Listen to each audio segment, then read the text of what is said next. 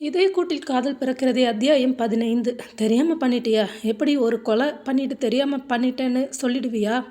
அது மாதிரி தான் நீ செஞ்ச காரியம், புரிஞ்சுதா? உனக்கு இனி பேசுகிறதுக்கெல்லாம் உரிமையே கிடையாது. நான் என்ன சொன்னாலும் அதுக்கேற்ற மாதிரி தலையை மட்டும் ஆட்டணும். அது மட்டும்தான் உன்னை இப்போதைக்கு காப்பாற்றும். உன் அப்பாவுக்கு கொஞ்சம் நிம்மதியை தரும், புரிஞ்சுதா என்று சொன்னபடியே வண்டியை சரியாக அவர்களது வீட்டு வாசலில் வந்து நிறுத்தினார்.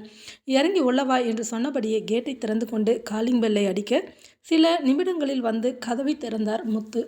முதலில் ஒன்றுமே புரியவில்லை. இவனை பார்க்கவும் சற்று யோசனையோடு பின்னால் சாரா நின்று கொண்டிருப்பது தெரிந்தது. சாரா, என்னம்மா இந்நேரத்துக்கு வந்திருக்கிற என வேகமாக நேரம் பார்க்க, பயப்படாதீங்க, ஒன்றும் ஆகலை. உங்கள் பொண்ணு உங்களை பார்க்கறதுக்காக ஹாஸ்டல்லேருந்து கிளம்பி பஸ் ஏறிட்டா. என்ன செய்கிறது, பஸ் பாதி வழியில் பிரேக் டவுன் ஆகி நின்றுடுச்சு. அந்த நேரம் எனக்கு ஃபோன் பண்ணி அழைச்சா, நான் வந்து கூப்பிட்டுட்டு வந்தேன் என்று சொல்லவும் இப்போதும் யோசனையோடு அவனை பார்த்தார். சரி சரி, உங்களுக்கு எதுவும் புரியல இல்லையா? உங்கள் பொண்ணை முதலையாக பார்க்கும்போதே எனக்கு ரொம்ப பிடிச்சிருச்சு. நான் பார்த்தது உங்களை பார்க்கறதுக்கு முன்னாடியே 2-3 தடவை பார்த்து பேசியிருக்கிறேன். அந்த நேரத்தில் தான் உங்களோட ஃபைல் என் கைக்கு வந்தது. அதை பார்த்துட்டு உங்கள் ஆஃபீஸ்க்கு வந்தேன். எனக்கே ஷாக் தான். உங்கள் பொண்ணுக்கிட்ட மறுபடியும் 2 முறை பேசினேன். எனக்கும் உங்கள் பொண்ணை ரொம்ப பிடிச்சிருந்தது. அவளுக்கும் கூட என்னை ரொம்ப பிடிச்சிருக்குது. கல்யாணம் பண்ணினா என்னென்னு யோசிச்சுக்கிட்டு இருந்த நேரத்தில் தான் அடுத்தடுத்து ப்ராப்ளம். உங்களை பார்த்து நேரடியாக பேசணுன்னு நினச்சிக்கிட்டு இருந்தேன். அதுக்குள்ளே சாராவை என்னை அழைச்சிட்டா. அவளை நேராக அழைச்சிட்டு இங்கே வந்துட்டேன். இங்கே வந்து உங்ககிட்டையும் சொல்லிடணும்னு நினச்சேன். சொல்லிட்டேன் என்று சொல்ல இப்போதுமே அவருக்கு புரியவில்லை. சாராவையும் இவனையும் மாறி மாறி பார்க்க, என்ன சார் நம்ப முடியலையா? சந்தேகமாக இருந்தால் உங்கள் பொண்ணுக்கிட்ட கேளுங்க என்று சொல்ல, ஆமாம்ப்பா, இவரை எனக்கு முன்னாடியே தெரியும். எனக்கு இவரை ரொம்ப பிடிச்சிருக்குது என்று சொல்ல, என்னம்மா இது, எவ்வளவு சந்தோஷமான விஷயம் இது. நானே தேடினா கூட இது போல் ஒரு மாப்பிள்ளையை என்னால் பார்க்க முடியாது. ஜெகன் ரொம்ப நல்ல பையன். அவன் மேலே எனக்கு எந்த கம்ப்ளைண்ட்டும் கிடையாது. தப்பான பழக்க வழக்கமோ எதுவுமே கிடையாது. கொஞ்சம் பணம் விஷயத்தில் தான் முசுடு. கொஞ்சம் பிடிவாதமாக வாங்கிறத பேசிக்கிறாங்க. மற்றபடி அவரை குறை எதுவும் சொல்லிட முடியாது என்று சொன்னவர், சரி வாங்க தம்பி, நான் காஃபி வைத்து எடுத்துகிட்டு வரேன் என்று உட்கார வைத்து விட்டு நகர, அங்கிள் எங்கே போகிறீங்க? சாராவை அனுப்பி வைங்க, உங்ககிட்ட நிறைய பேசணும் என்று சொல்ல, சாரா வேகமாக, ஆமாம்ப்பா பேசிக்கிட்டு இருங்க, நான் காஃபி எடுத்துகிட்டு வரேன் என்று நகர்ந்தாள். காஃபி கலக்கவே ஏதேதோ யோசனை. நிறைய பயமாக இருந்தது. இவன் எப்படிப்பட்டவன்? தன்னுடைய நிலை இனி என்ன ஆகும் என ஏதேதோ நினைத்தபடி காஃபியை கலக்க, இங்கே ஜெகனோ அவரிடம் பேசிக்கொண்டிருந்தான். நான் இன்னும் 2 நாளையில் தாத்தாவை அழைச்சிட்டு வரேன். நம்ம மேற்கொண்டு பேசிக்கலாம். உங்களுக்கு சம்மதம் தானே? என் மேலே உங்களுக்கு கோபம் எதுவும் இல்லையே? எப்படி இவன் நம்ம பொண்ணுக்கிட்ட பழகலாம்னு எதுவும் கோபம் இல்லையே? என்ன தம்பி இப்படி சொல்லிட்டீங்க? நீங்கள் ரொம்ப நல்ல பையன். என்ன செய்கிறது, உங்களோட சூழ்நிலை அப்படி. பெரிய தொகையை கொடுத்துருக்கும்போது கொஞ்சம் ஸ்ட்ரிக்டாக வாங்கி தானே ஆகணும், கொஞ்சம் பேசி தான் ஆகணும். அது போல தான் நீங்கள் நடந்துக்கிட்டீங்க.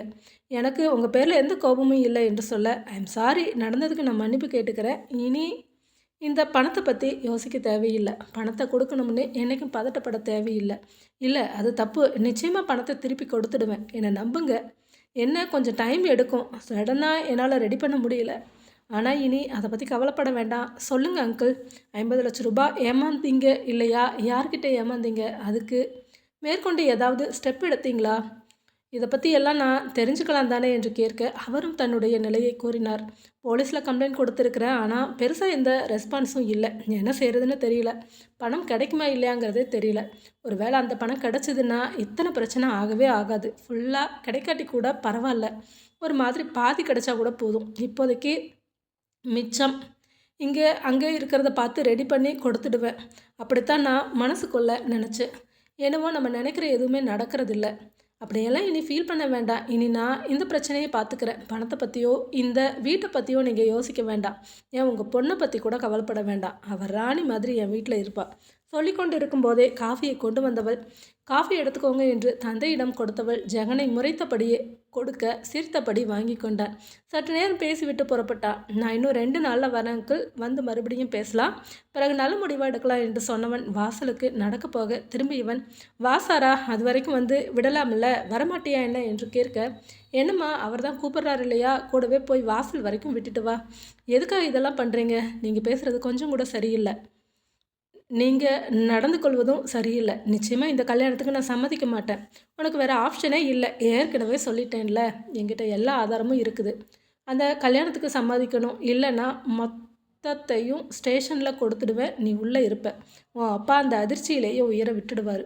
உனக்கு இது தேவையா? எதுக்கு இப்படி டார்ச்சர் பண்ணுற? உனக்கு நான் என்ன பண்ணினேன்? என்ன பண்ணினேயா? கொஞ்சம் யோசிச்சு பாரு. என்ன பண்ணினேன்னு உனக்கே தெரியும். ஏதோ ஒரு விஷயம் உன்னை எனக்கு ரொம்ப பிடிச்சி போச்சு, கல்யாணம் பண்ணிக்கலாம், ஒன்றும் தப்பில்லை என்று சொன்னவன் காருக்கு அருகே வந்து, ஓகே ஹனி, பத்திரமா இரு.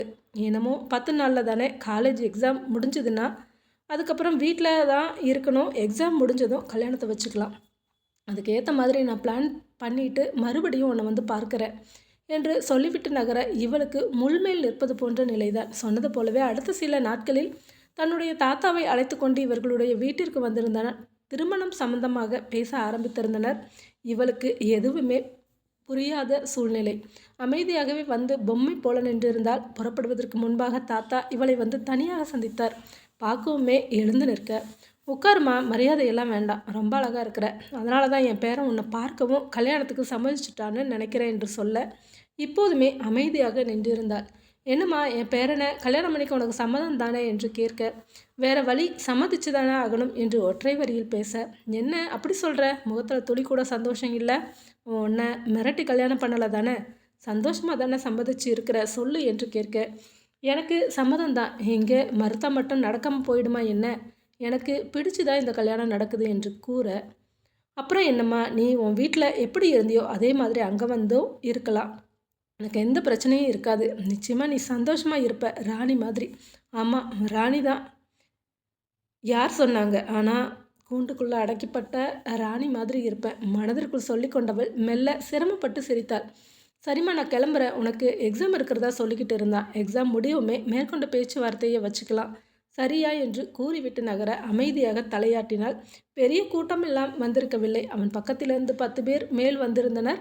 இங்கே இவளது வீட்டில் சிலரை மட்டுமே இவரது தந்தை அழைத்திருந்தார். நிறைய பேருக்கு சொல்லவில்லை. பேருக்கு சிலர் மட்டுமே வந்திருக்க அந்த ஃபங்க்ஷன் கூட சற்று நேரத்தில் நிறைவுக்கு வந்திருந்தது.